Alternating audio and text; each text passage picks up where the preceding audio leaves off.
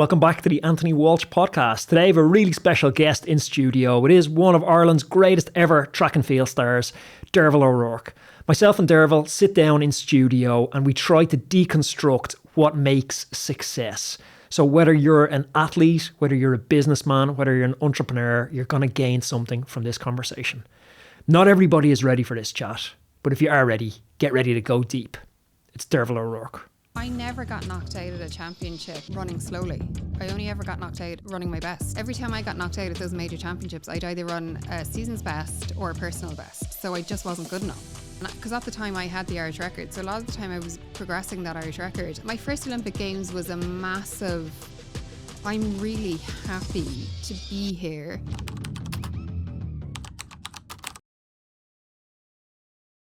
Derval, thank you. Thanks for coming. Yeah, thanks for having me. It's nice to be in an in-person chat, isn't it? It is very nice. One of the best Irish track and field athletes ever. Okay, How have you been? That.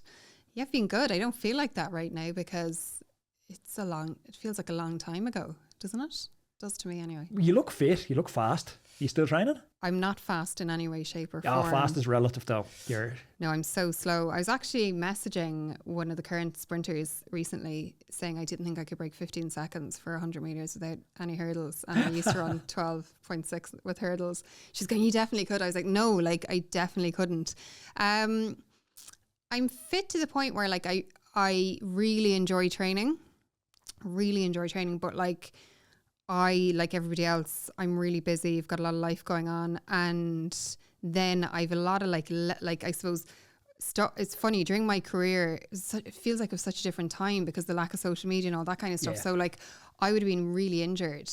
And a lot of those injuries, like unfortunately when I retired, they did not retire. So I'd have an ongoing back problem, I had Achilles surgery, tore a lot of different muscles. So a lot of the reason I stay fit now is to physically feel okay, you know, like my back particularly. So are you struggling with the move from full-time athlete to, we'll call you a time-crunched athlete now?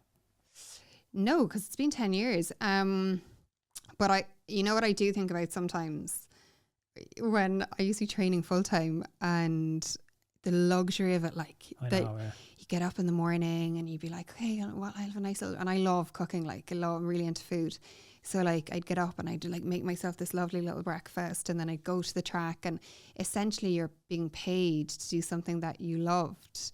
Now the payback is you have to go out and perform when the pressure is on and the lights are bright, and that was good payback for me though. That was a good thing to have to do to have that lifestyle. So I miss the luxury of it, I guess, but I'm so far out the other side now and I have 2 kids and that I'll still enjoy going and doing 30 minutes movement, but I'd love to go for 2 hours. I'd be delighted. Were you so unproductive back then? Like I look back on when I lived in France riding my bike full time and I'd look at my to-do list and I'd literally have one thing on this to-do list, like do your laundry on a rest day. And I'd be all day, this would be hanging over my head going, oh, I'm so stressed. I have to get the laundry done. I have to pack it up. I have to walk down the town. And now you're like, look at my to-do list. I'm like, it never ends. I had a funny thing when I was competing whereby I had this real sense that it could end at any moment. And I do and I don't know where that came from. Like it's such a precarious career. So, and you know you're not going to be doing it when you're 40. You know, it's not like you can choose to keep going. So because of that, I used to do a lot of off-track stuff. So yes, and like I was busier than I think maybe a lot of the other athletes. Like, so I would have done a master's, but not as busy as normal people who were working full time and doing the master's. Like I turned up to the master's on a Friday night. I went to Smurfit and everyone would have worked like a full week at work, and like Friday was my day off. So I'd have had a nap and gone for like a flat white and I'd be rolling in there completely recovered. You have the luxury of time when you're a professional athlete. And I think, but it's like anything, you'd love to put the head of a 40-odd-year-old onto a 20-something-year-old athlete, and just that little sense of maturity and perspective, because it's hard to have that perspective when you're in those years, you know, because it's impossible until you come out the other side and you get busy with real life. Well, it's like you said, they were their luxury. It's like you don't realise it's a luxury at the time. You think it's just life. Oh, totally. And you think and as well, because I think when you're in your 20s, like there's that bit of like you're quite self-absorbed and you don't realise that people have real worries and real life stuff going on, and you're kind of sitting there thinking, do you not know how important it is for me to run over these hurdles and be really fast? But really, in the grand scheme of things, it's not that important. It's really just important to you. Yeah, I've started to kind of think more about, if you look at those drones flying all over the US, have you been following that? No. Oh, it's weird. Like, go on Twitter and just search drones in the US. Okay. They've like hundreds of sightings, like every day, of these huge aircrafts. And a friend of mine's a pilot, comes out riding with us on the bike. And he was talking about how there's a few people that he's friends with that are pilots that are actually on mental health leave from work at the moment because they've seen these drones up close when they've been flying transatlantic. And he said their movement patterns they're non-human. Like, they're moving in bizarre speeds, bizarre trajectories. There's like either they have a different propulsion system that we don't know about before, or they're like extraterrestrial. But it's all over Twitter and stuff. It's absolute. But I was kind of thinking about this in sport. Going, that's a rabbit hole. Now I didn't need to go into it. Thanks very much. You need to go down that. It's a real LSD I'm going to be in it rabbit now hole tonight. I'm actually watching slow horses at the moment, and now I'm going to have to stop watching slow horses and go down the drone rabbit hole. It's a rabbit hole, and I don't know if anyone's come up with a good. Okay, if I do, I'll let you know. So one of the, you can call them conspiracy theories. I'm just going to call them theories. One of the theories is that it is a different propulsion system for aircrafts that they've been keeping under lock and key in the US government, and now drones are out searching for stolen nuclear weapons from the Ukraine, and that's why they're scanning, because they have thermodynamic capabilities for scanning.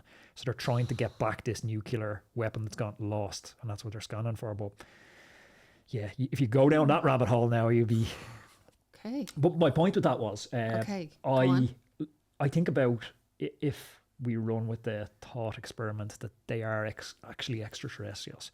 Okay. How unimportant the stuff that we think is really important is. Like, the power I can hit for 4 minutes on the bike, my whole world would have revolved around that, or your splits. And you're it's our whole world, but it's so trivial in the grand scheme of it. It is trivial, but it's a funny one, because I was saying I'm doing this talk tomorrow. I'm talking about high performance. It's like been mulling it over a lot in my head in the past few days. I think you have to care enough to be able to perform at an extraordinary level in the times that matter, because there's no point in being brilliant on the training track or being brilliant in races that are irrelevant. So you have to make it that big in your mind. But the problem is with that is when you make it that big in your mind, you have to be careful you don't go over the edge of it becomes so big that it's crippling. It has to be so big that in a moment you can call on that and you can perform, but not so big that it takes over your day to day and that you kind of wilt under it, if that makes sense. Like, that's the big thing I think about high performance. I think it's like, you cannot be high performance every day. Like, so back to your point of like, nothing really matters, or does it all really matter? Like, I think that's the other side. If I had the perspective I have now as a 43-year-old, I would have won like a world indoor title at 24. I was such a baby, but I was beautifully naive, and so in some ways, would I have won that if I had the perspective that I had now? Probably not.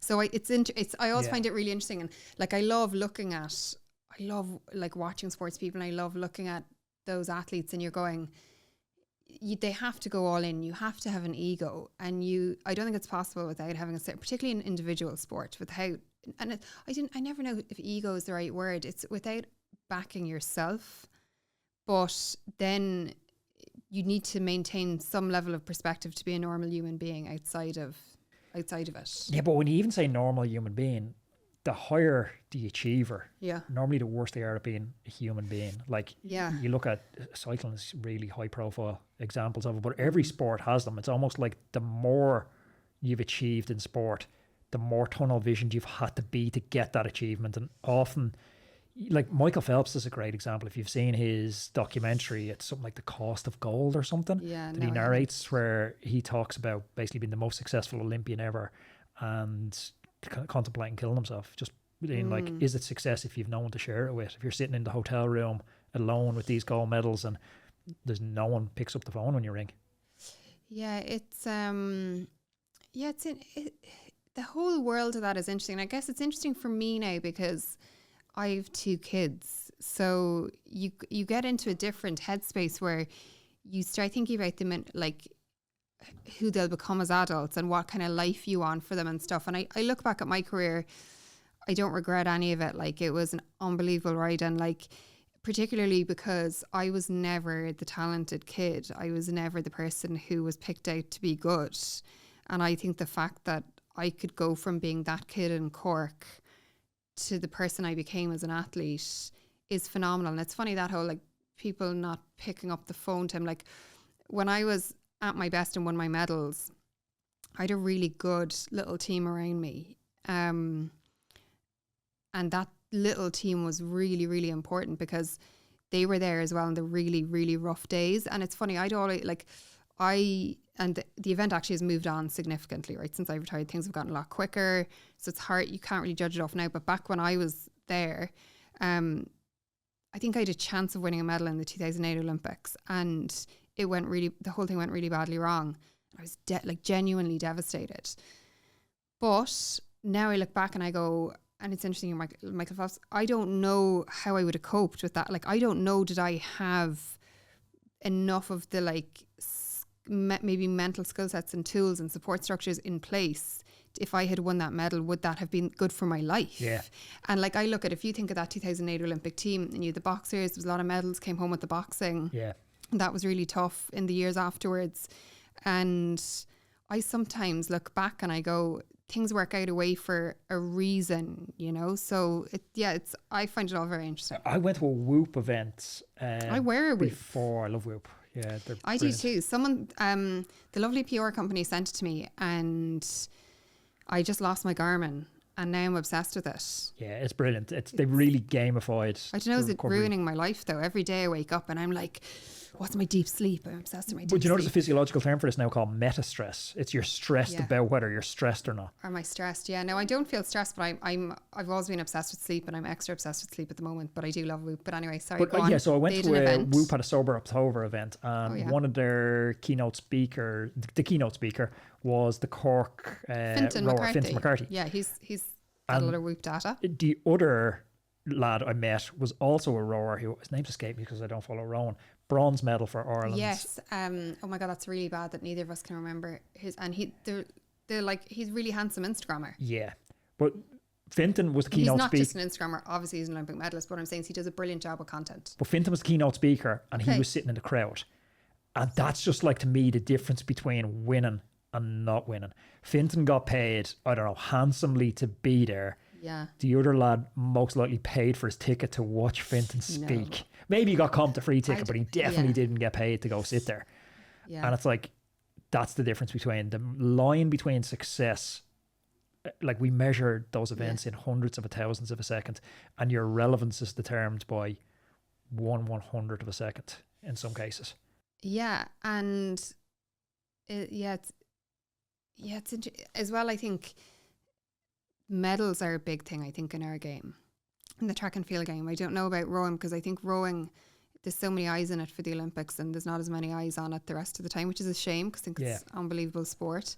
But yeah, it's interesting with athletics, because like, what's your legacy afterwards? And then I guess it's back to like your personality, and what do you want from it, and what do you want, you know? Oh, yeah, so it's like, I'm retired 10 years, but I still work in a lot of areas. Like, that career that I had probably opened a lot of doors for me. But then you have to be capable of like continuing to progress yourself. And yeah, it is. And this Olympics actually has been particularly interesting because there was so many medals, which was amazing.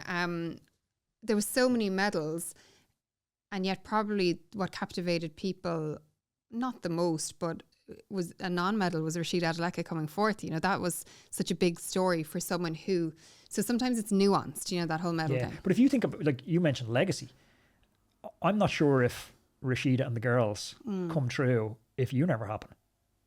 Oh, I'm sure. Yeah, I'm sure. But you know, it's a weird split timeline moment where, you know, was it your first when you were U23 and you broke 13 seconds, fourth place in 2003 U23s. Very good stats. And like, that for me looks like a split timeline moment in your life. If you're sick that night and you don't run that race, do you go on and you're an entrepreneur? And do the girls never come true as the 4x400. This multiverse theory of many different realities happen at once.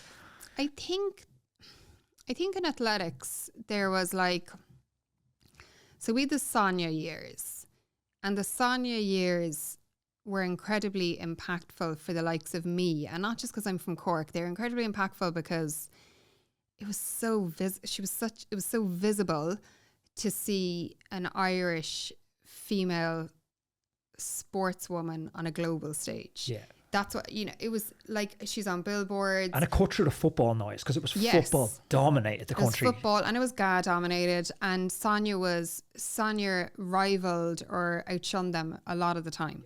And I was a teenager during that, and I was a sporty teenager. And even though she wasn't my event, and there was nothing about the event that she did that was similar to my event, there wasn't. I was in a technical speed power based event. She was an endurance athlete, but just that being able to see it, that vision of it, the dream, she was to me, she was like Bono in that world, genuinely. It's the first time Sonia O'Sullivan ever got compared to Bono. She is a global superstar. Yeah. So if she had talked to me as a teenager, she was just unbelievable. And I didn't even know how to articulate that as a teenager, other than I knew she was a superstar.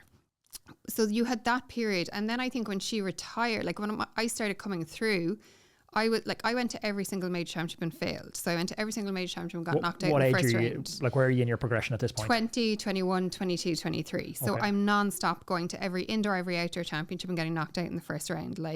We used to joke and call it the Donkey Derby. I would go, I'd be crap, I'd get knocked out, but I'd always learn. So I'd go.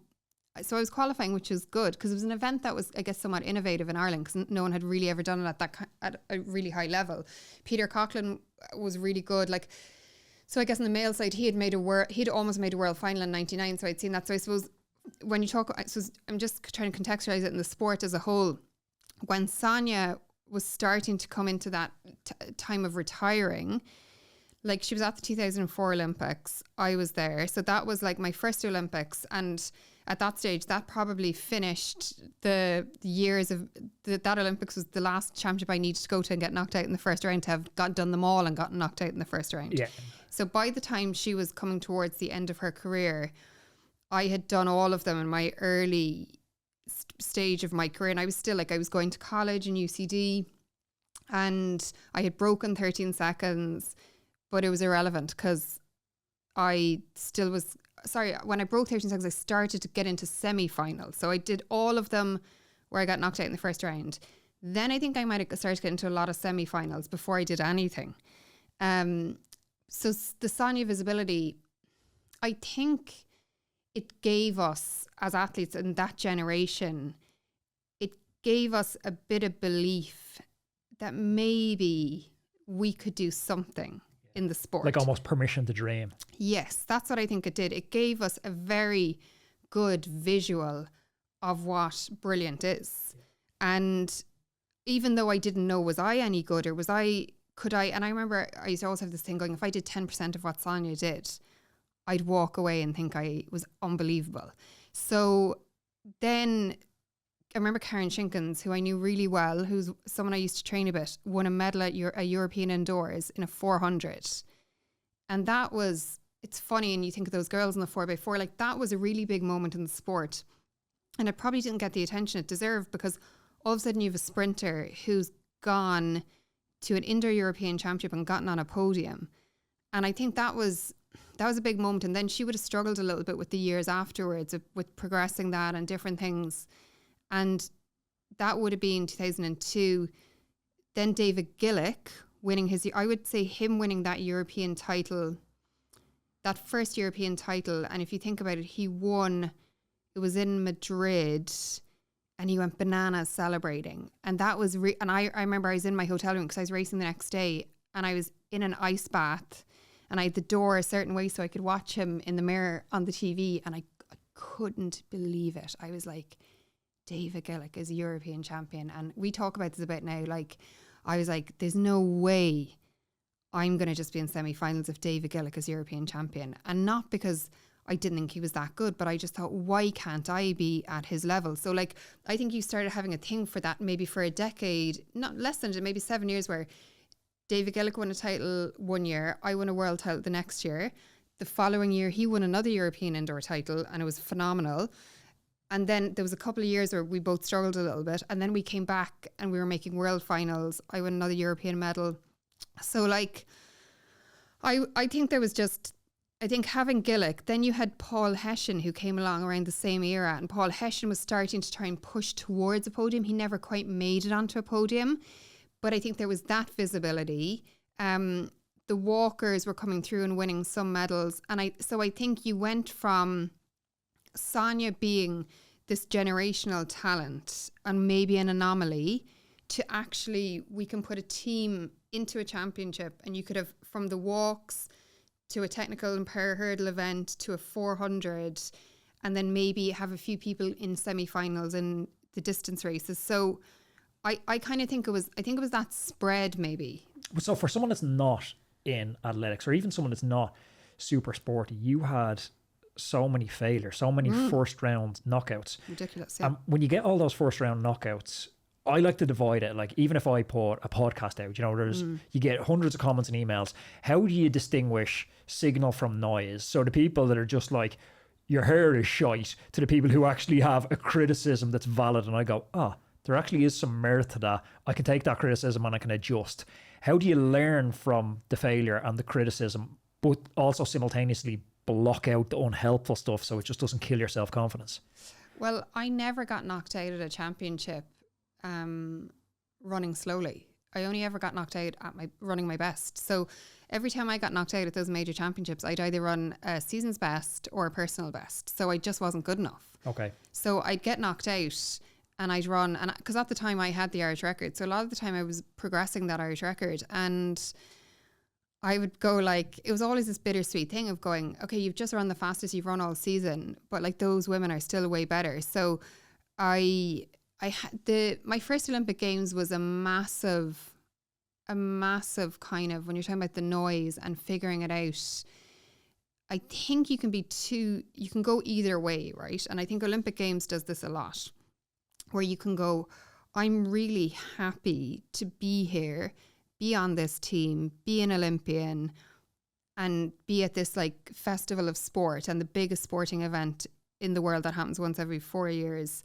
Or you can go, that's not enough for me. I don't want to just be a lane filler. Maybe I can be something more. And if I can be something more, then I need to have some really honest conversations with myself. Because the other thing about being an individual sport, which you would know, no one's coming to save you. Like, nobody's figuring it out for you. No one's giving you the roadmap as to how this thing is going to work out. So after that Olympics in 2004, my very first Olympics, that was a failure.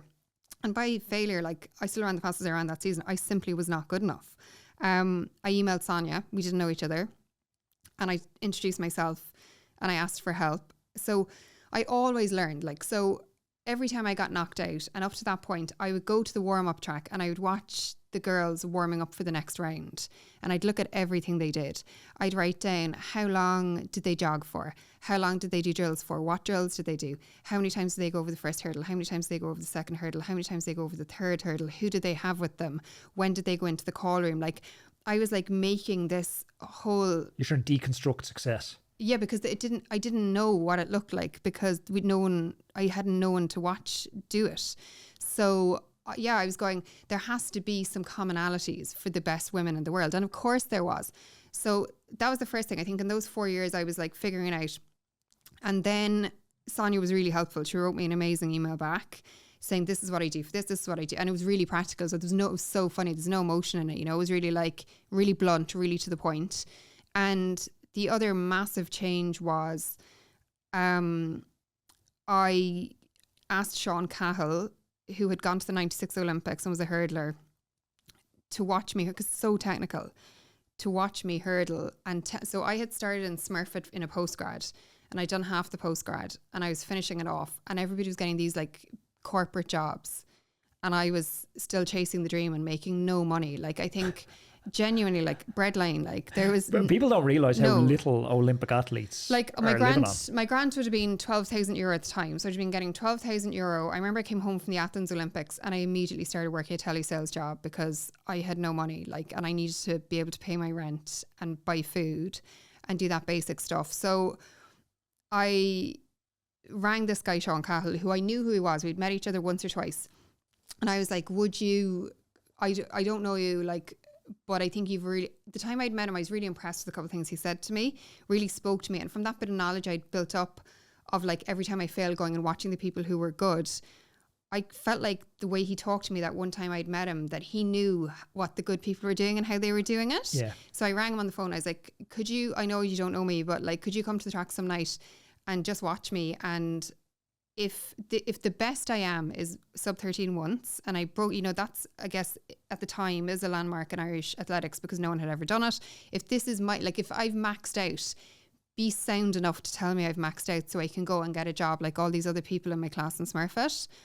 But if you think there's something I can do to be better, I'll give it 12 months and I'll work on that. And I remember he came to the track and I had my notebook, like, and I was there, everything he said, like, I'd be like writing down notes. I'd be like, okay, I'm totally warmed up now. I'm going to run over the hurdle and let me know what you think. And I remember he said something along the lines of, he'd probably remember better, like, I've good news and I've bad news kind of thing. Basically it was like, you're a terrible hurdler, you know. Give it to me straight. Yeah. And I said, oh, and he said, that's the bad news, but the good news is you can be a good hurdler. You can learn to hurdle better.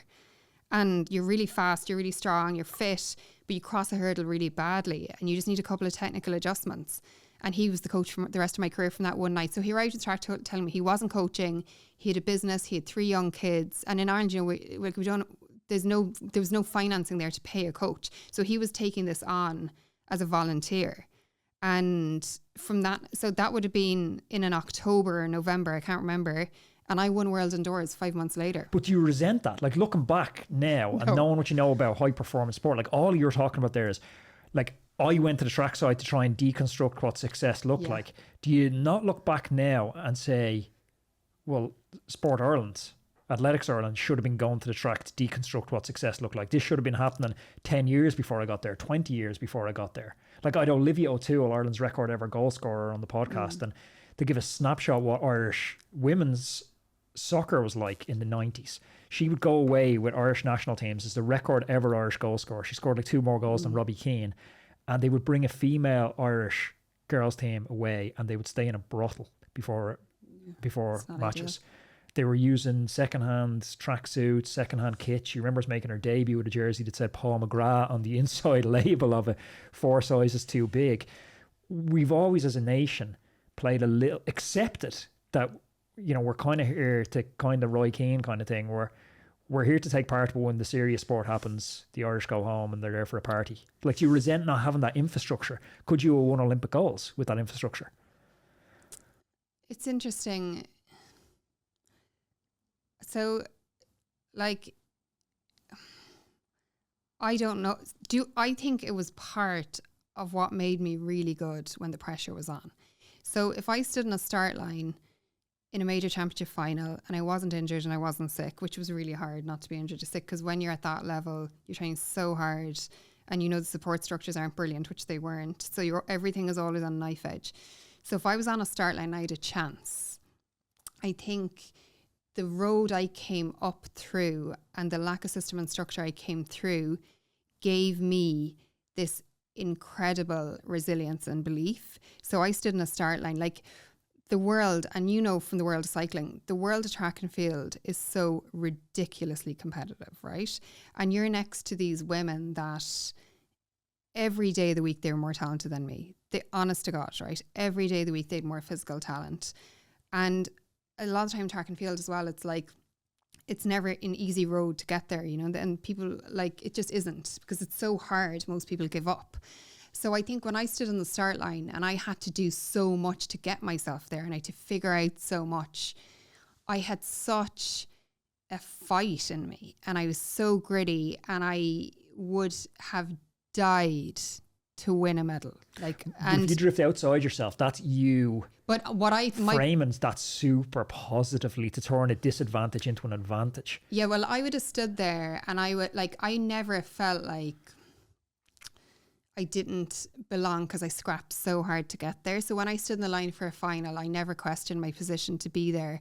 And I always thought, like, all of those, like, all of those experiences, and you were always fighting for everything during that time, because you're fighting to get your own funding to keep the show on the road. You're fighting to try and get any kind of coaching funding. You're fighting to get more physio support. You're fighting for everything. And when you fight that much, when you're standing on a start line, particularly in something like a sprint, it's a dogfight. So like, what's the difference between, back to someone winning a medal and someone not winning a medal? It's like so mental at that point. And there's this moment when you're on a start line, and it's actually quite good. I actually really like that Netflix sprint documentary, because I think it shows that world in a way that people haven't seen before. Yeah. But when you're on the start line, right, they do this thing where they're like tracksuits off, and you have about 90 seconds before you're called into your blocks. And in that 90 seconds, like, the amount of voices in your head, and you only have 12 seconds to get it right. And those 12 seconds are broken down into hundreds of seconds and tenths of seconds. So for me, in the 90 seconds, it was like, I knew who I was so well. I knew what I'd done. I knew what I was capable of. I knew how hard I'd worked. And if I was given an opportunity, I was going to hunt it. And it's so hard. There's this great quote, like, you know, it's hard to, something along the lines of, it's hard to beat someone who's determined to rise.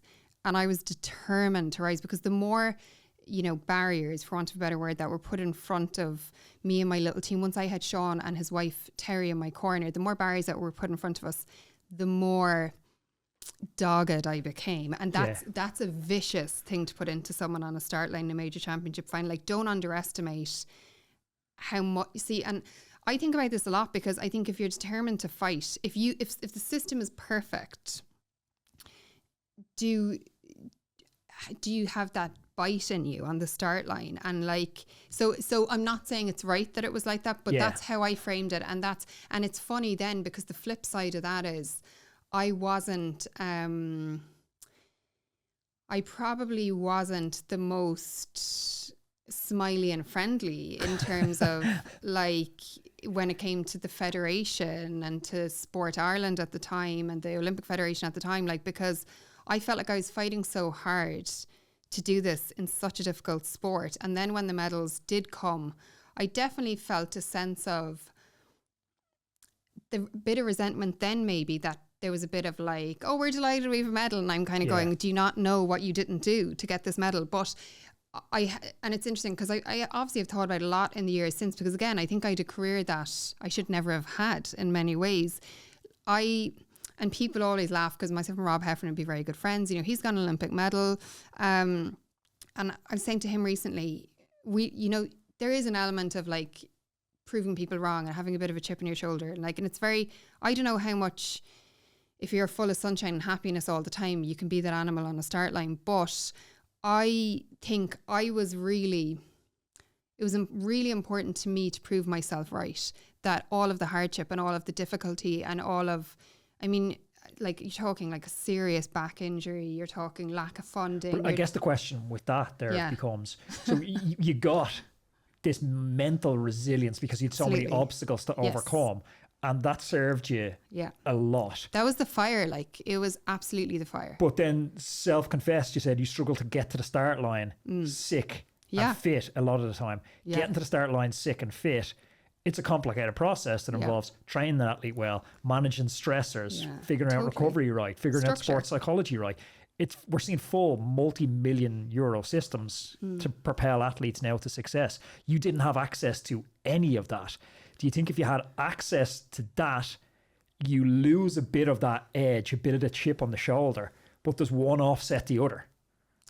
I think it depends on who you've standing in front of you. I think it's not a straightforward equation. I think athletics can be the simplest sport in the world, because essentially you're trying to run as fast as you can in a space, trying to jump as high as you can, jump as far as you can. But for me, and it's one of my really good friends is head of strength and conditioning with the Olympic team. She actually went to the Olympics. And we always discussed it, this, like, not laugh, but like, you look at some of the stuff that's in place now that just simply would not have existed. Particularly, actually, one of the main things is around video analysis and feedback on the hurdle. Like, we had none of that. And imagine, like, I'm a data freak, like, I love information. So if you can give me information, one of the things I would have been good at is if you could tell me like to get my left foot 1 inch closer to the hurdle, I can physically do that for you. I can feel my body quite well, or used to be able to. So none of that existed. And I remember we tried so hard to get video analysis in place and we just couldn't get it in place. But, I talked to my friends a lot about this, and I think it depends on how somebody is wired and their personality profile. And then, so I think the performance puzzle is never straight. I think you have to look at who's in front of you. So there's a guy, Johnny Coughlin, and he coached the silver and the bronze. He's Irish, silver and the bronze in the Olympics this year in the women's hurdles. And I got him to come to Cork recently and do a high performance workshop on hurdles, because I thought, like, this is an Irish guy who's coached the silver and bronze in one of the best events, obviously I'm biased, in the world. Let's hear him talk. And we spent a lot of time, we'd know each other because his brother is the guy that has the men's record and was brilliant. And he was saying to me, like, I guess the way I did it, the way David Gillick would have done it, Paul Hesha and Rob Heffernan, he was saying it could have just been, it's just so much easier than it was made at that time, because that it's, it was a time and a place. It's not like that now. Sport Ireland is so much better now, and it's incredible a lot of stuff they've done. But his opinion on it would be like, you lose a lot of talent when it's that way, and only the people who are those kind of like mental freaks, like I possibly was to an extent, like I didn't lie down. Like when things got hard, I did keep coming back. But I would also say, if I hadn't Sean Callan and his wife Terry Dunzo, I would never have won a medal. They kind of started that whole process. Do you think your mental strength was? I've a good few friends who are involved in football. My dad's chairman of the local football club, and just chatting to him, he's like, when you were a kid, I'd wake up in the morning at 7 o'clock and I'd come in when it got dark. You'd play on the streets all day.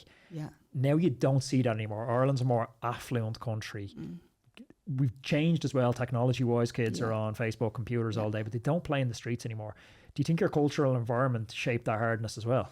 Yeah, I grew up in an estate with 50 houses in the 80s. My dad worked for Ford. There was a big Ford factory in Cork, and he went in there as a teenager, and then he worked his way up, was in different departments. My mum was at home with us, and we were just on the green like all day long, and we're in the kind of young cohort of the kids, and you just wanted to show the other kids that you were better than them. So, and then like our leisure activities were going to GA pitches and racing, like, because I used to be in this federation at the time. Athletics was split into two federations, and the federation I was in as a kid, you spent your whole summer driving to GA pitches and racing kids. You would race these kids all the time. And like, I loved it. Like, I remember if I smell cut grass, it makes me think I need to go race a kid. Like, so it definitely was a simpler process and a simpler time. And so, I know it's, and again, because I have two kids now, you wonder about it all. But also, if someone said to me, do you really want them to be in track and field? The answer wouldn't be a straightforward yes, because I know how hard it is. Even with all the structures, even with all the systems that are there now, and they absolutely are there in a far better way now, I still look at, and I particularly think about it when it's not necessarily a relay, but an individual event, when someone's standing on that start line and they're in their crop top and their shorts, it's a real, like, no place to hide. Is it a lonely place?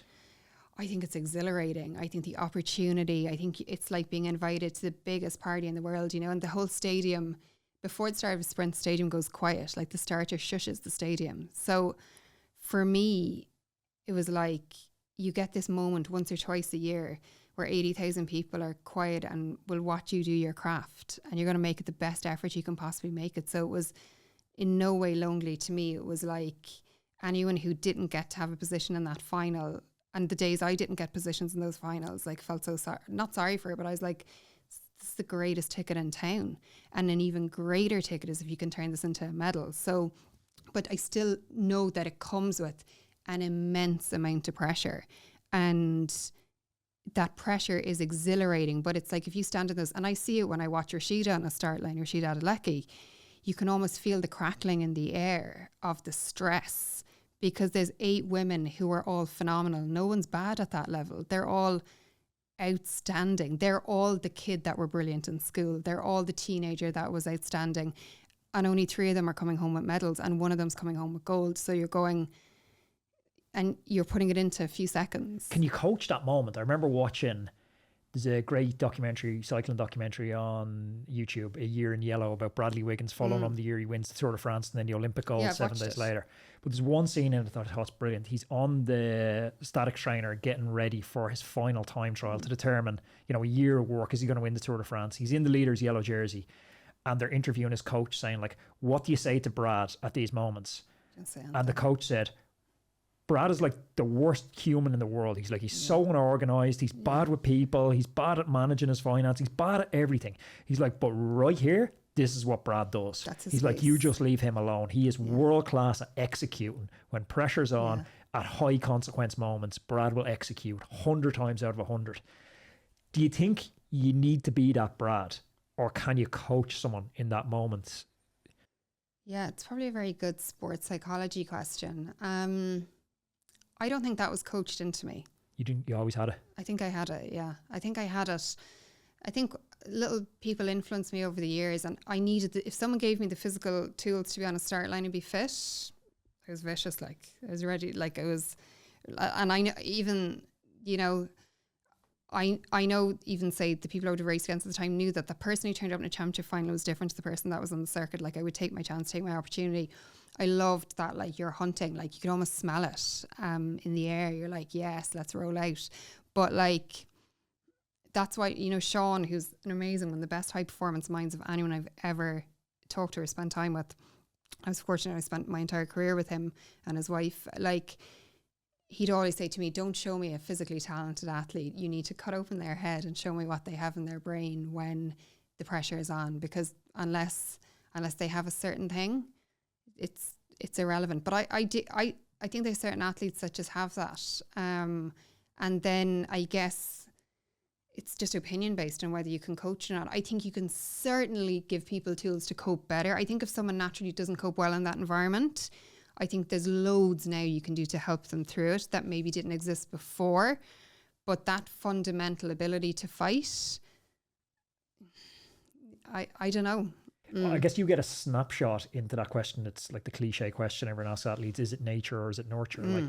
Do you see commonalities or trends in that Ireland's Fittest Family that kids are coming through genetically because their parents are just animals as well, or is it the environment the parents are engineering that's bringing through the fit kids? Yeah, so Ireland's Fittest Family, I did 7 seasons of that. Did you do 7 seasons? I didn't know you'd done that many. Yeah, I did 7, and then I left because I really wanted my summers with my own fit family, my own kids. I'm like, I actually really just want to talk. If I'm going to shout at a kid, it should be my own during summer. I think there's definitely, fitness versus performance are 2 different things. Yeah, high performance is a weird thing. High performance, and high performance to you could be different to high performance to me. So, for example, one of the greatest races in my life was coming 4th at a world championship, and I remember the girl who came 5th was like, "Oh my, how are you this happy? You just came 4th." And I'm like, for me, where I'm at in my career and this moment in time, it was, and I broke an Irish record. It was the fastest I'd ever run in my life, but yet I wasn't the world outdoor champion that time. So high performance different to different people, and I think, and as well, I'd have more consideration of that now that I'm 10 years out the other side. When you look at, particularly because I work in media, and we're doing punditry, and you're talking about athletes, and a success for one athlete and performing at a high level is different to someone else. But I think environment matters, and I think when you're considering your kids, right, and you're considering sport, I think it's absolutely bananas to think about high performance, right? Yeah, just if you can have your kids moving at 16, 17, that's very successful. So I think you're, and that's what I'm like with my kids. I'm like, you need to do loads of sports and you need to have the crack because you need to be moving. It's not an option. You could actually put an argument that high performance is if so many friends are high performance, that it's high performance happens in the shadows. It's lonely, it's exclusionary. Yeah, totally. But for every David Gillick, for every Derv, there's 100, 200, 500 kids that went all in that have nothing to show for it, that don't have the media career, that don't have the Irish records, that don't have the medals. And that's why I always caution people, high performance isn't the Instagram highlights reel you see. There's also a scrap heap of broken dreams. Of course there is. And also, I just don't believe it exists. I don't even believe it exists. Okay, you have some like junior prodigies, like, you know, the Usain Bolts. And again, I was saying, you know, if you line up final of 8 women, they'll generally normally have been brilliant at most levels. But like most kids and most people are just need to be active, right? So when you talk about something like fittest family, like you can't even put it like, it's hard to even have the same conversation in terms of performance, because like that's what that does brilliantly is a super family entertainment show. Yeah. And that's the context of that. But I suppose to answer in terms of families, I can't answer on high performance, but what I can answer on is like, you can see how families whose lifestyles are active influence their children. Yeah. And I think that's important for people to consider. So for me, I remember my 2 kids were quite small, so they're 5 and 9 now.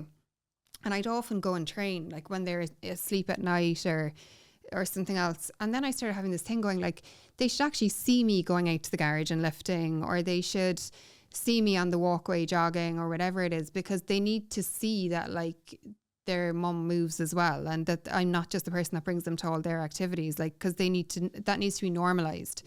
But I think when you're looking at your kids, and if your lifestyle is very inactive, if it's very sedentary, and it'll be hard for your kids then to imagine being an active adult if they're not looking at active adults, you know. So they're little sponges. Yeah, they are. And like, yeah, it's funny. I said to my little girl the other day, I said, what does mommy like to do? Because, you know, they come home from school and they have different things written. And she said, you like to cook and lift weights. And I said, that is true. That is a very good summary. That could be on your tombstone. Like to cook and lift weights. And will squat forever.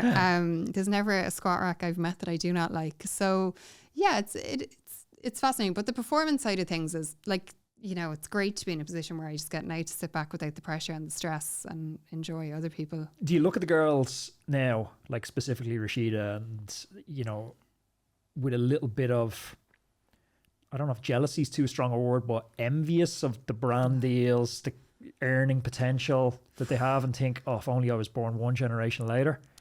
No, because I look at all the pressure they have from social media. Like, it's very hard to not be, for want of a better word, a brand now, a personal brand. And I look at it without any envy in any way, shape or form. I remember the lovely guy, Derval O'Rourke, who does the documentaries in the Olympians, and I met him, we had a drink with him during the Olympic coverage, and he was laughing, saying, do you remember at the time I asked you to do the documentary on your road to some Olympics and you just absolutely refused?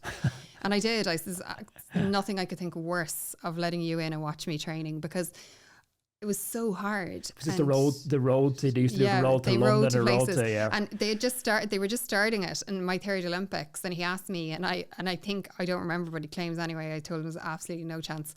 And he was saying, do you ever regret that? Like, you don't have that document? I was like, no, I lived it. Like, I was there in the present. I wasn't trying to make it for TV consumption, because, so I don't know. I don't wish to be in it in their time at all. Do you even recognise that world? You know, like Rashida's hanging out with like Rihanna and stuff, and you're That's like, mad. Oh, how is this the same as me doing athletics in Cork, trying to figure this out myself? And now, no, it's changed so significantly with technology, and for good and bad, because as you're saying, like, there's a lot of opportunity in it now, and like even. No, it's funny. I would have no desire to be in it now. But what I would think now is, if I were in it now with my type of personality, I would be like, right, okay, from Sport Ireland, this is the amount I can get in funding. But yet, if I have a brand that does a certain amount on social, maybe I could earn this much. And like, all of a sudden it opens you up to different revenue streams. Whereas when I was competing, like, for example, in 2008, I lost all of my sponsors and my funding got cut. So it was like, okay, well then, am I going to get a job? What are my savings? What am I going to do? Whereas now there's just these different revenue streams, there's different opportunity. And I think that's really good, because also, you know, traditionally, if you're like a rugby player, gas soccer, like, you know, maybe horse racing, like, they're the sports that are gobbling up a lot of that marketing spend. So I do think that there's more opportunity. And I think the likes of I think someone who's doing it really, really well, I have loads of admiration for her. I think she works it so well is Charlene Maudsley. Yeah. I think she's smart. I think she knows her value. I think the three girls on the relay thing, Sophie Becker does it well, Rashida does it well, and Charlene, I think. All three of them seem very plugged in. Yeah, I think Rashida's just on a different planet to everybody. She's just a rock star. She's also like individually, she is trying to be Olympic and world champion, and but she's also like, you know, this super generational talent. Yes. Who's as good looking as Beyonce, who's this charisma presence. Yeah, she's amazing. But I think with when I talk about Rashida, like I just put her in a different space because she is, again, that like, whereas but I find it fascinating. Like I've no desire to be back there, but I find it from an interest point of view, I find it very interesting, and different people will manage that and take on pressure or not take on pressure from it. And you need good people around you. You need really solid commercial people, and you need people who understand the digital world, then people who understand the non-digital brand stuff and all that kind of crack. We actually, on that kind of brand deals and monetizing, we had a question coming in from a listener here, David Gillick. Did David Gillick actually send a question? He did actually send a question. Okay, go on. He said, were you ever ripped off by a brand? Did he actually send this? Yeah, on WhatsApp, I'll show you. Was I ever ripped off? I'm trying to think what I'll get the exact word. What is he? I'm trying to think what he's alluding to, that he wants me to get myself. He's planted a seed. He wants you to get absolutely riddled. He wants me to get cancelled for something. Ask her about getting ripped off by a sports brand. Oh, I know exactly what he's talking about when he said sports brand. Yeah, we talked about this in our podcast that we did last year, where I was fourth at Worlds, and it was the year after the Olympics. I did a disaster at the Olympics, and the gear company that was sponsoring me at the time, I basically went into that World year with no deal. So I was wearing their shoes and I was wearing their gear, but they weren't paying me. Who was it, can we say? I don't know, did they care? ASICS at the time. And so it was all, but there was a big situation where it was like, it was whether the contract was in Ireland, whether it was in the UK, all this kind of stuff. And that's another thing. There's all these nuances to contracts, and that's why you have to have people around you who know what they're doing, particularly nowadays. And ASICS anyway, ASICS ended up not offering me a contract after I was fourth at Worlds, the best I'd ever finished at an outdoor world championship, and I'd run an Irish record. And I was pretty devastated because I'd been with ASICS like my whole career, loved the shoes, had all this ASICS gear in my house, which I boxed up and gave away every single part of it. It's a total regret now. Like, do you know how much cool like ASICS Tiger, Anastasia Tiger stuff I owned that I no longer own? They went in boxes. Mad fashionable now. It's mad fashionable. Like I look back and I go, God, I was... But, you know, that was my personality as well. Like if I was walking out that door, I was going to burn it as I was going. So anyway, they didn't offer me a deal. I was really cross and disappointed. But again, I was in like that fight mode because I'd come back from such a horrible Olympics and I was fourth in the world. So I was a little bit like, don't bother giving me a deal. I'm still going to do my thing, like whatever. And then I got offered a deal by another sports company, which I'm not going to say.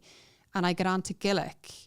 And I said, I've been offered, and it was small, like, but it was better than zero, you know, because that was the other deal. That was my other offer, was zero.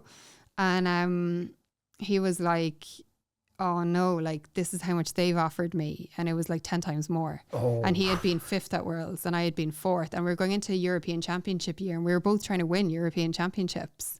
And, but I don't think I would have signed it. Sean wouldn't let me sign it anyway. Sean was like, I remember at the time Sean's quote was, I'd rather drive to Dunn's, buy you a couple of t-shirts and print them myself than have you take that.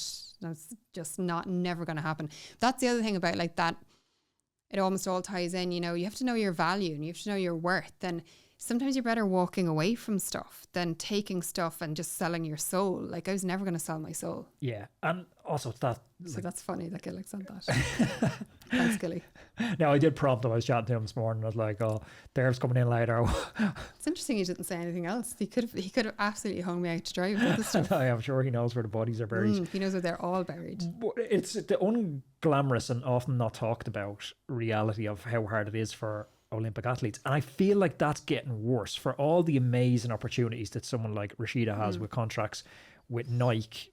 Social media still gives us just this glimpse, and we don't see how hard your average Joe athlete who's struggling on, you know, the bottom level carding is getting. Like my dad, I remember it's a couple of years back, Rio, and he texted me saying, is that marathon runner that we were watching on the telly, is he working around in Spar by any chance? And I was like, yeah, Mick Clossy, like, great lad. Unbelievable athlete. Like, brilliant lad. Went to Rio for Ireland. Yeah. He's run a 2:12, you know, won the Irish Championships in Dublin a few years back. Great athlete, but he was working around Spar all the way up during Olympics. And it's like, literally to fund his, you know, the entire Irish public tuning in to watch him in Rio, just not seeing that reality of what it takes to get there and the sacrifice and the opportunity cost. Yeah, but I think that there's a bigger picture there. Like I would love to see a system where like there's some sort of like, so say for example in Italy, I think how it works is most of the athletes are in the police service. So they're basically funded by the police service, and then they're on like, you know, like their pension schemes, all that kind of stuff, and they're given a wage, and then they're full-time athletes. So the guy Marcel Jacobs who won the 100 meters in Tokyo, then he was 5th in Paris, and he's won European Indoors, World Indoors, like phenomenal sprinter. He's in the police service in Italy, and that's so like I'd love to see some, because I think sometimes you go around in circles talking about the same things we've been talking about for 25 years, but like why would you not find a way of, like, you know, you're trying to get everybody healthier, you know, trying to get everybody to move more. Why would you not try and find a way that an athlete that's funded is somehow integrated into like the public service system somehow? That's what I'd like to see done. Also, how does it make sense that your athlete who's just slipped below the carding criteria literally makes nothing, but I could make a lot more than nothing on the social welfare? Yeah, it's like what? Yeah, so it's like so I'd like to see it approached from that perspective, from like where can you put them in, and even like people contact me, you know, about athletes coming to schools and all that kind of stuff. And to be fair, the OFI do a good Dare to Believe schools program, but it's like, you know, is there a way for, instead of someone having a part-time job, like that their part-time job is going to schools, you know, all that stuff. So I think there's just better solutions at times than working in a Spar or working.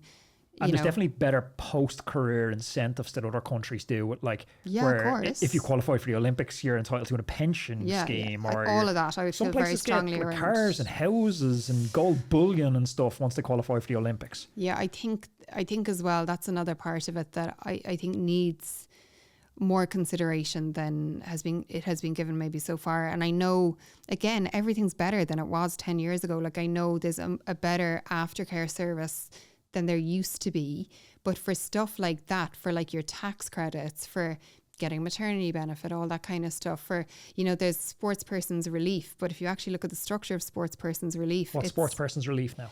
It's on, I don't know the details because absolutely I don't think it was relevant for me at all, but it's, so if you're on a, I don't know, so can't really talk on it, you'd have to look it up. If you're on a, say, a contract with like the IRFU or soccer or something, you get a percentage of your wages back at the end of your career. Yes, I've heard this from the rugby guys. But if you're in an Olympic sport, you're in cycling, you're going to be making your money off sponsorship. You're not going to be making your money off a centralised contract like that. So how do you tweak that it actually benefits Olympians? I think that's a really interesting area. The bizarre thing for cycling for carding is, I'm not sure if it's like this for athletics, you can speak to that.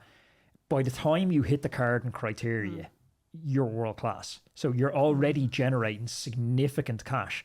It's the time that you're on the way up to try and reach the criteria. You need to be basically world class in cycling to reach Cycling Ireland's carding criteria. But if you've achieved that level of world class, you're already riding in the World Tour, which has a minimum wage of like 84 grand a year. Yeah. And most of the athletes are on, you know, comfortable 6-figure athletes at that level. So then Cycling Ireland and Sport Ireland kick in and be like, oh, hey, you qualified for the card. And it's like, I needed that 4 years ago. Yeah, it's not as like that in athletics. Like, because in athletics there aren't those opportunities to be on those kind of wages really. So like you do need the carding, and the carding kind of does kick in probably a little bit sooner in terms of like coming through junior under 23 and qualifying for championships. You'd get a little bit of funding, but it's how you support that fund. Like, it's how you kind of match that funding yourself. Then it's figuring out other revenue streams. But then the other side of this is like, when we talk about it, is like, it is a choice. Do you know what I mean? Like, no one's telling you have to do it. And I think you're getting to choose. Like, I used to always write every year in the back of my training journal, you know, that Robert Frost poem, 2 roads diverge in a yellow wood, and I chose the one less travelled by, and that has made all the difference. You remember from school, yeah. So I used to write that like, it's, you choose the one less travelled by. So if you're going to choose that, take ownership of the choice, take responsibility, and figure it out. Like, I don't like that whole thing of like, oh, this system should be better, that system should be better. There's loads of things should be in life, so figure it out. Like, figure out your way to make it work. And I think that's in kind of any industry. Post-career, you are kind of left with this void where it's, you know, David talked about this when I had him on the podcast, where his was, you know, particularly dark and particularly tragic, or I'm sure you know the story. But he essentially woke up one morning after he'd had his Achilles injury, he knew his career was over, hadn't announced to the world his career was over. But he was saying to me, he looked in the mirror and didn't know who he's seeing, because he didn't see David Gillick, the athlete, anymore, and didn't know who else there was other than David Gillick, the athlete. Didn't know what David Gillick, the person, was. Did you have a similarly dark experience coming towards the end of the career? No, and this is probably back to like who I was as a person on a start line. Like, I always knew it was ending.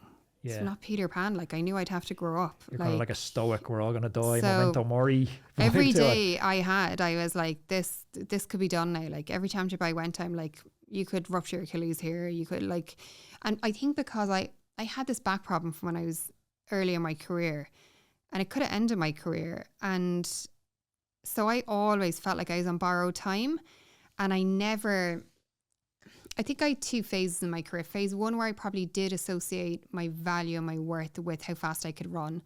And phase 2 where I knew very well who I was as a person. I also knew I could run pretty fast on a good day, but I also knew outside of running pretty fast is a good day, I brought other stuff to the table, and that I was grand with that. And like, when I retired, I suppose and myself and Gillick have talked about this a lot, like, the only thing I think I left behind was that maybe an opportunity at an Olympic medal at one point. But I also look back and think maybe it was not the right thing for me in my life, as I've said. So I had very few regrets. And I had, again, like, I walked away and I felt like I was always authentic to myself.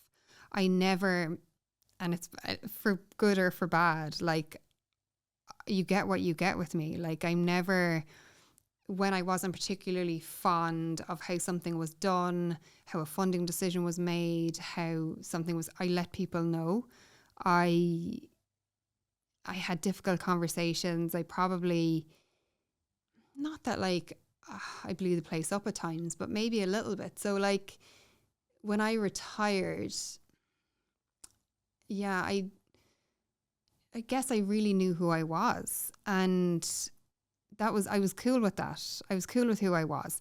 And I think for Dave, like, he took on that pressure much more than I did, because I suppose the way I got with like the success was, there was, as I said, there's 2 phases to my career. The phase where I put too much value on it, and the phase where I felt like after the Beijing Olympics, I was like, I cannot performance-wise go lower than this ever again. So I've seen rock bottom performance-wise. And how bad was it? Like, it wasn't great, but was it survivable? It was totally survivable. Who was ringing my phone when things were bad? And there wasn't a lot of people. There was a few. All you need is a few. You only need a few people to believe in you the way you believe in yourself. And they'll be there the day you retire as well. And like, they are. Like, you know, is at a funeral this week of a father of someone who's from that life. And you brought a ham. I did bring a ham. There's the only one to ever bring gifts to the podcast. Yeah. If I ever go anywhere, I bring people things like food or flowers or something. So I did bring cakes. You haven't opened them, but that's fine. I'm good. No, look, it's fine. It's fine. No, you should. I actually don't want them. You should bring them home because they're delicious. They're from a lovely bakery down the road. But yeah, it is funny. I just didn't have that experience. And again, it's back to like, I think, yeah, I had this phenomenal luck by having Sean and Terry Cahill in my corner. They cared more about me as a person than me as a performer, and they wanted me to be okay as a person. And that meant sometimes I could be a phenomenal performer and we had great days, but Jesus, we had some tough days. And I always, you know, when you perform really badly, you go through the mix zone, you do the media, you come out the other end and you kind of come through like back to the warm-up area. And you're asking about loneliness. So when you come back to that warm-up area, if you don't have someone that cares about you in that moment, I think that can break people. And it's funny, those moments for me that were really hard, the days it didn't work out, because those days only happened if I was injured or sick. I never went on the start line, it just didn't happen. I was injured or sick, so there was always a reason, but it didn't make it any easier. But Sean was always there and he was standing there. And then the days that it was like phenomenal and I was running around with Irish flags, he was the last person I saw, because he just let he let bandwagoners. He let it all take over. And by the time I'd get to him, I'd have gone, 50 people would have been there, you know. So that, and I suppose I think for Gillick as well, and I can't speak for him, but you know, he's a really good buddy of mine. I'm really, really fond of him. Like, he's a dote. Like, he was in England in the UK system a lot, and I think there was at times for him it was a lonelier and more difficult road than it was for me. And yeah, I don't know if I'm making any sense saying that, but I think that thing of like knowing who you are, doubling down on who you are, is very important. And it was very, very important to me. And like, I had some situations where like they were difficult, but I knew who I was, and you know. So anyway, I'm not sure if that's making sense. Yeah, but no. So I was okay afterwards. But like, I'm hearing so much of like almost stoic philosophy running through your stuff, that you're very good at focusing on what you can control. Yeah. And then you kind of just cut out the rest and accept. It's like that prayer from Alcoholics Anonymous, like, give me the power to accept which I cannot change. Yeah, like, but you can do what you can do, like, and beyond that, it's like people who get obsessed with drugs, you know, and wonder why you're not scream like, I'm, you know, you be on championship teams and people start talking about drugs, you know, and apparently this group are dirty and this, and I'm like, you can do nothing about that. So like, and we had this thing as well, an agreement with myself and Sean and Terry, where we never ever talked about who we suspected took drugs, right? And because what was I going to do? Turn up at their house and drug test them? Like, ban them from the sport? Like, I can't control that. You have a different moral compass. You could have but I'm never going to take drugs. And we know I'm never going to take drugs. Like, so, but I'm not anti-doping. So it's not my job to obsess about it. Yeah, at times I got annoyed, and like, I got sent a medal in the post. One of my medals came in the post after my daughter. Months after, wasn't it? It was years after. I was retired and I was changing my daughter's nappy, and I had to go down and sign for it. So like, but I still think there's an honesty to standing on a start line, knowing you've done everything you can do for a craft that you adore, and walking off. And I remember Sean used to always say to me, the only thing he wanted in the result was he said, if you're smiling at the end of the race, we've done a good job. How big a problem do you think it was in athletics? Like Sonia, like, that was the year she got fourth in the Olympics with 3 Chinese ahead of her, just sniffed of something bad going on here. I think it's people cheat in everything. Yeah. Are you telling me everybody who does their job, there's not certain people who do their jobs and take short? People cheat. So it's back to that whole thing of like, what can I control? What do I not control? And there's different phases where things bother you. It hits different at different times. Like, one of the times I was fourth, my funding had just been cut and I was fourth, and I knew if I'd gotten third that day, there was more of an argument on the funding, and that burned a little bit, you know. It stung, like, because you're going, the people who've now cut my funding feel they're justified, but I know the girl who won this is taking drugs and she ended up testing positive. Not that I know, but you know, there's whispers. So because you had those camps that are like, you know, Salazar, you know, the camps that had a lot of stink around them, and you knew when athletes went out there, you couldn't prove that anyone was doping, but it just all felt like, oh, if someone's coming out of that camp, it's not great. Like, yeah, but I also think so much you can do yourself. Like, there's so many areas that you have to be brilliant at to win a medal, a European or a global medal.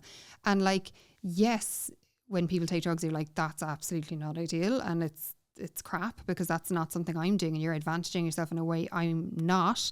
But also, again, you can't get caught up in it. It's like, when I'd go to the track and you'd see these countries with amazing systems, like what was I going to do? Sit down and cry that we didn't have an amazing system, or try and make my Look system for your better? American grandparents. Yeah, you know, like I wouldn't have made a team in America, like, because it's so vicious to get through their qualification system. I wouldn't have been talented enough to make a team. So for me, it was always about like, and not even think glass half full, but like, where are my advantages and where are my opportunities? And like, with the drug thing as well, I'd always say, there's no drug in the world you can take that when you stand on a start line and it's like I always say, like, the lights are bright and there's nowhere to hide, that you have to perform. And I knew I had something in me that I could do it on those days. I look at the drug problem is, I actually think it's a very bad incentive system. So if you look at the chances of getting caught are quite low. Like, it's not even a drug test a lot of the time, especially if it's not out of competition testing. Like, if you test in competition, like, that's not even a drug test, that's an IQ test. You're an absolute idiot if you get caught. So you've an incentive system where it's quite difficult to get caught. If you don't get caught, the financial rewards are massive.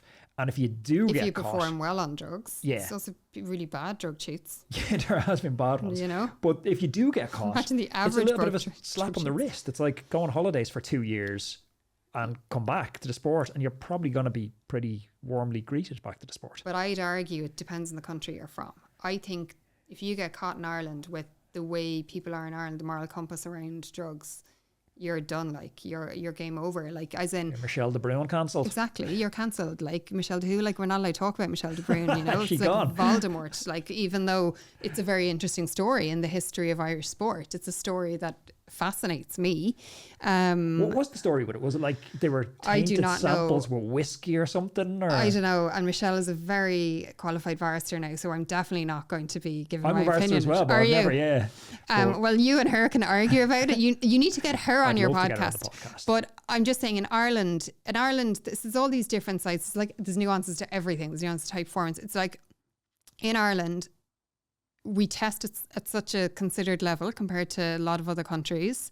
So we invest a huge amount in testing, and then you have that whole cultural side that if you test positive, it's like a disaster. Whereas if you test positive in America, there's a different reaction to it. So like you see that all the time, like how different countries treat people coming back from drug tests in different ways. So I think there's that whole side to it as well, that it's not as simple as saying, oh, like, if you're... But look, you say that there, though, but sorry to cut across you, but Sean Kelly tested positive.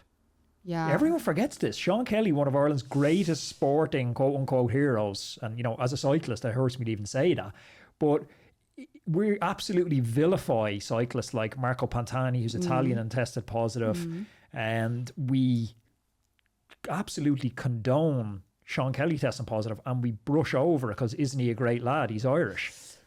Is it condoned, or does it feel like it was from such a different era with a different, I don't know, I don't know, because I'm not reading a lot of cycling. I'm sorry, don't be insulted, listeners to the podcast. But no, he's one of those names that transcends Irish he's sport. Transcended it.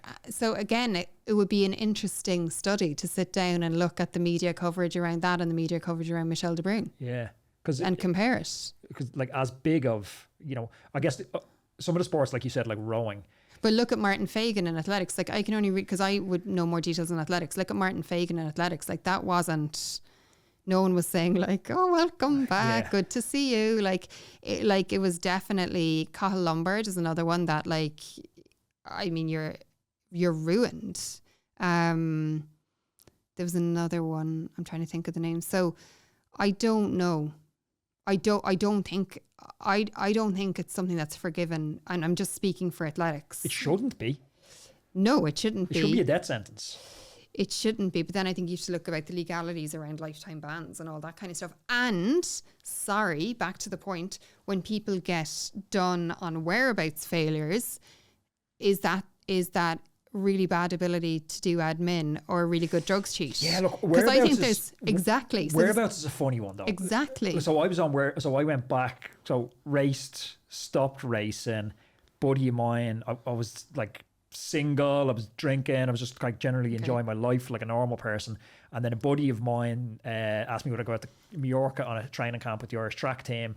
And he had gone to the Paralympics on the tandem, and he needed someone because his pilot was stopping on the front of the tandem to come back for the World Championships. He's like, would you come back? I was like, I'm 10 kilos overweight. He's like, the squad will take you back in, you get back in shape. So I was like, all right, I went back in shape, got back in shape, going to World Championships with him, but back on whereabouts. And I was like, whereabouts when you're all in as an athlete is grand. Fine, because it's where you're going to be, what your lifestyle's. Yeah. Whereabouts, but not even for all athletes though. When we say that, like I know certain athletes that have whereabouts issues, and it doesn't surprise me. Yeah, like I feel for the kind of student athletes who are still trying to enjoy their life and be an athlete, and it's like, I'm going out on a Friday night now and getting a whereabouts violation for a Saturday morning because I went to a house party. Yeah, and it's exactly. Like, it feels like it's too strict of a criteria to blanket apply to everyone, but I don't know. I also feel with technology, there should be scope for tracking people's phones. Maybe there's some GDPR issue with that. Like, I think you should just be allowed to sign up to... definitely do it in Russia and stuff. Yeah. You should definitely be allowed to sign up to like, I'll just here, I'm signed up to this app, know where I am all the time and show up. I think because then you get rid of that whole whereabouts. Were they really not there, or were they hiding because they don't want to be tested in that moment because they know that's a test they're not going to pass?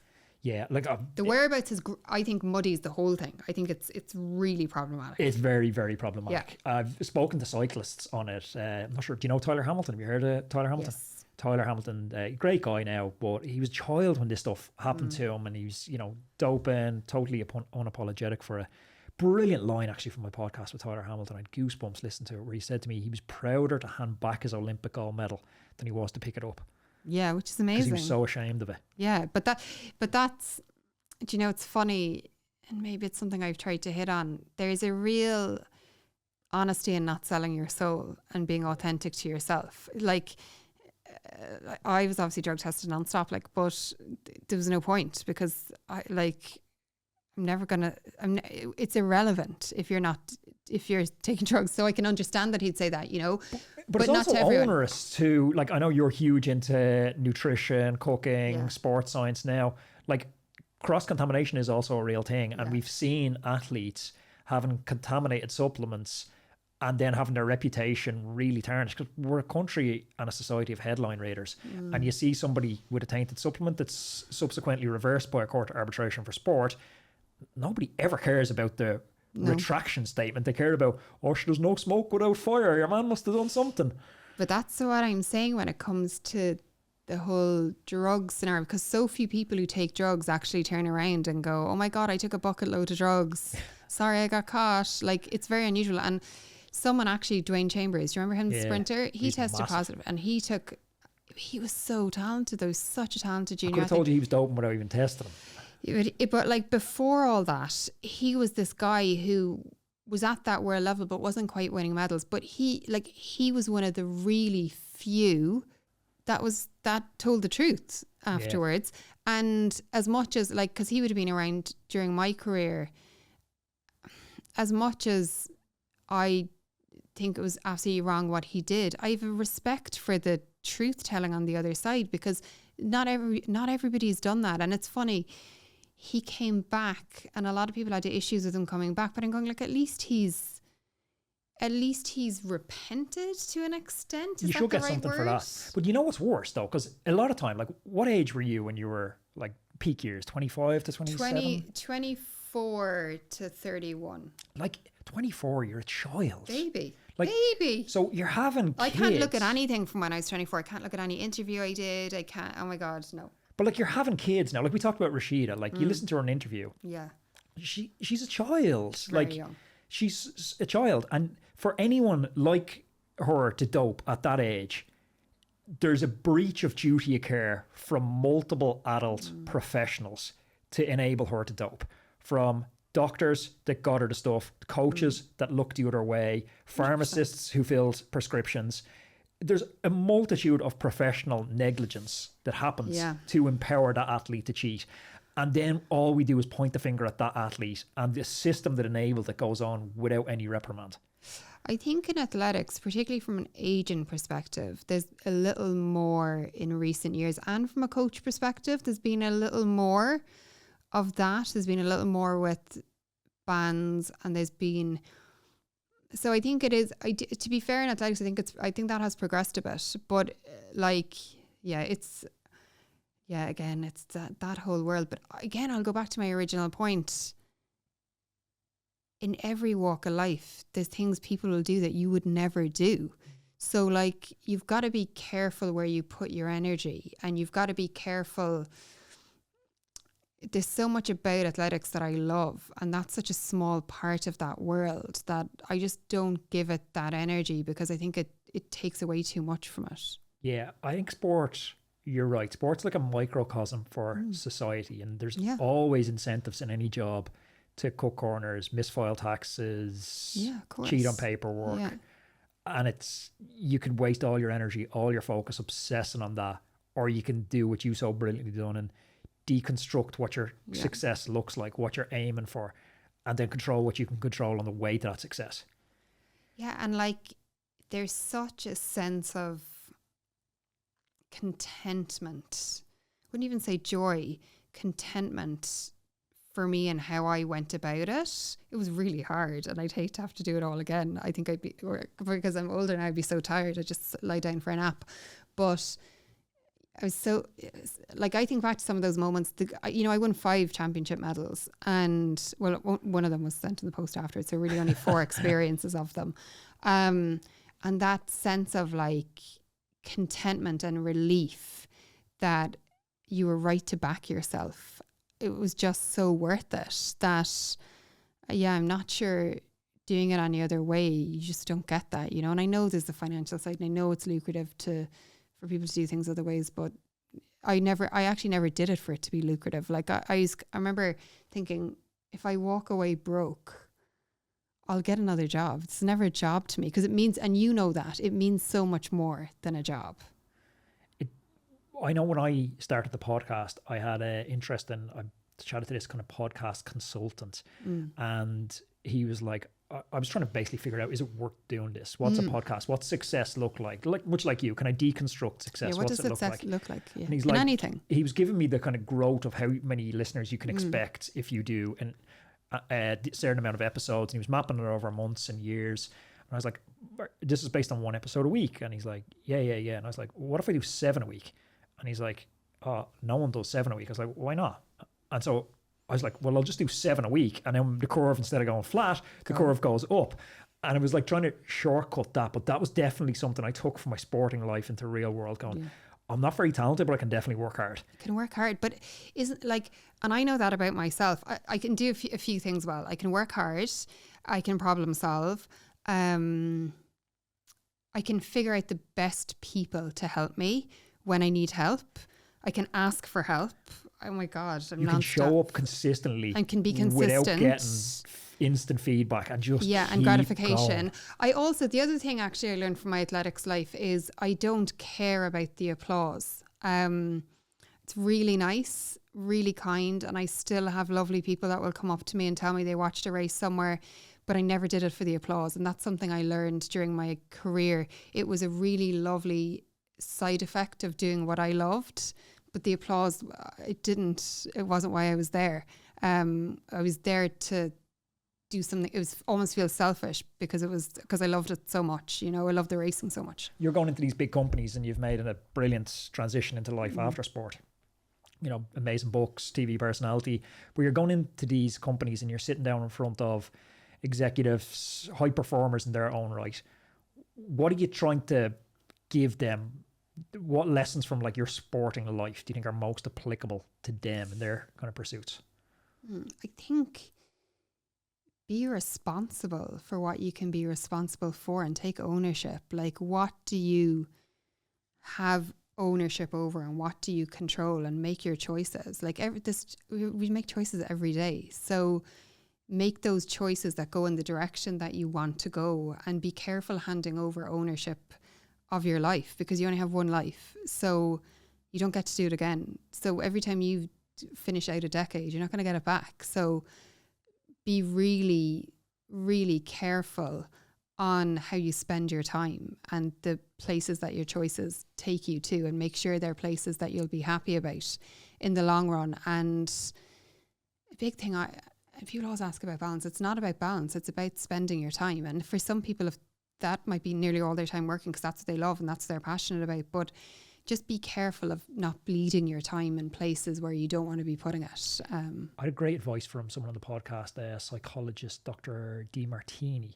Okay. And he was asking me what are my values, and it's very important. He kind of pushed me on it, and I hadn't really thought about it that much, and he pushed me, and I started breaking it down. I was like, okay, family is important, friends is important, work and financial progress is important. Progress for me as a person is important, like learning something new. Health is important, or sport all mixed into that.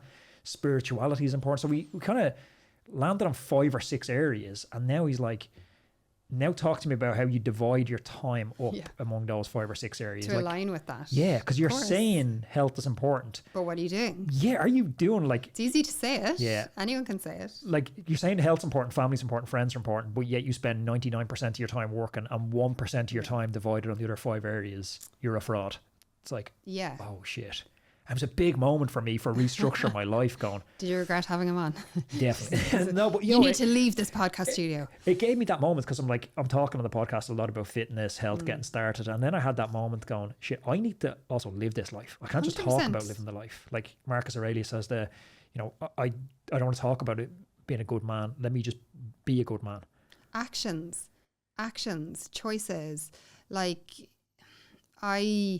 And you have different phases in life, and like definitely who I was when I first retired. I'm different now, like, because when I first retired, I still had a lot of that like hunger to do something at a really high level, and actually now that motivated me at the time. And at the time, if I'd gone through my values, like that success and that would have been in there, but that's not really in there now, because I actually just really want to do projects that I enjoy and that I care about and that I feel I add value. Like, I feel like if I go into a project, whether it's like going into a corporate and speaking, or whether it's being on an RT panel, or whether it's like I have my own little business, doing stuff in my business, that it adds value. And that doesn't mean I want to scale it or grow it, or even, it's funny, like I do a bit on Instagram, and I was saying something the other day, I was like, I don't want a ton loads more followers. I'm very happy with not more people being there, not because I don't care about that. Well, you're more into depth than breadth. Yeah, I am. If say for example, I'm going to put up some content today about a dumbbell workout, and if 3 people do it, that's more valuable to me than 300 people like it. Do you get me? So and I remember when I wrote my first cookbook, I pitched it to the publisher. So it was like athletics, and I deconstructed the success. I went into Eason's and I figured out who the publisher was that was doing cookbooks. Then I found out who the person was that signed the cookbooks. Then I went and I had a meeting with them and I pitched it to them. And they, at the time, my first cookbook was done 12 years ago, and it wasn't an area that it is now, the way health and well-being is now. I bought your first cookbook as well. I hope you liked it. I did. I gave it for a present, actually. I bought a few copies and gave them out for Christmas presents. Thank you. But I did it because I believed in the project, and I believed in the value of it. And I remember always saying, not to the publisher when I was pitching, because obviously I told them I thought it was going to sell loads, but always saying to my friends and my now husband, if it sells 5 copies and those 5 people love it and it adds value, the project's worth doing. So I think, I don't know how we ended up down this hole, but I think, and you're asking if I go in and I'm talking to people, I think knowing who you are is really important. And then how you action that and how you align that. And back to your point with the psychologist and your time, your actions, it's not about words, it's about actions. That's hugely. I love that expression. Actions express priorities. Yeah, of course they do. And we're like 2 of the luckiest people in the world, because we got to go on that crazy journey of being a sports person that so few people get to do, and it teaches you all these things. And one of those things it teaches you is all your actions are consequential and lead you to the places where you end up going, where you have to prove yourself and you have to show when you stand on a start line, it's a consequence of 1,000 actions. Yeah. And how consistent were those actions? Were those actions consistent with someone who's trying to do something at a certain level, So yeah, I mean, hopefully that makes sense to somebody. Yeah, no, 100%. Just to finish up, what's next? More cookbooks, more TV? Oof. That's a good question. I'm in this interesting place where I kind of, for this whole year, I decided I've lovely projects that I'm involved with. Like, you know, I do corporate work, and then I was thinking of my own, you know, online business. I'm actually redeveloping my website. What's your online business? Derval.e, but I'm redeveloping it at the moment. So don't go there right now. Don't bother going to it. Yeah, let's not plug it. But I'm having this lovely period where for this whole year I'm doing things that I think stimulate my brain and add value. So different courses, different experiences, and just being involved in projects. I'm really, again, back to like, I'm really fortunate in that the different, I guess, decisions I've made, and there's definitely been luck, and at different times I get to pick and choose a lot of my work. So I'm picking and choosing work that I really love. Like, we'll be covering European indoors athletics, and I mean, don't tell RT, but like, I do that for free. It's, you know, I love doing it. It's really challenging. Live TV is not easy. Live TV reacting to, you can't predict what the performances are going to be across a variety of events. So it's really, really tough, but it's a really great gig. So doing stuff like that and really enjoying it, and then just spending time doing stuff that I enjoy, that's where I'm at the moment.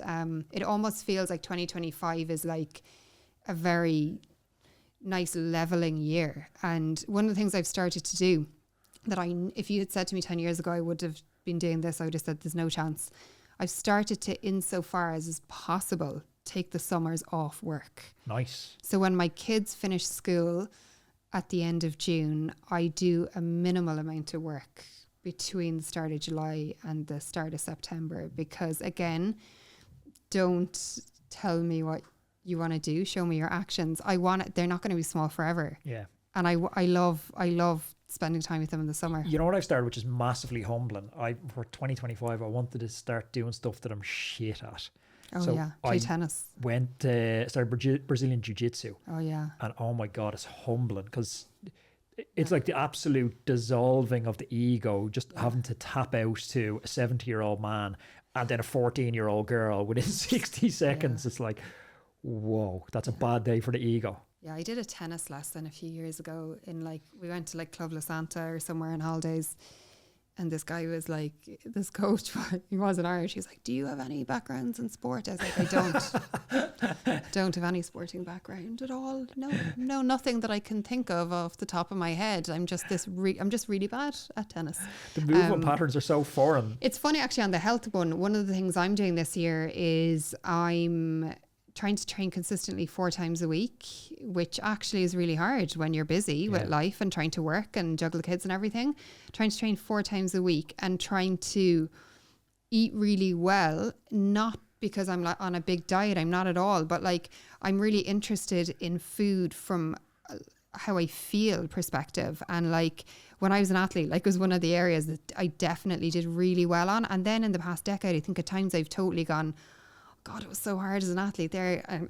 As I brought you cakes, let's have another cake or whatever. And actually I've become at the moment, I'm very like, I'm going to be more conscientious and mindful around like my food choices and see how that actually makes my brain feel, how that impacts my sleep. Like I find all that very interesting for people. You know, it'd be really interesting to do, to start leveraging a little bit of AI for it.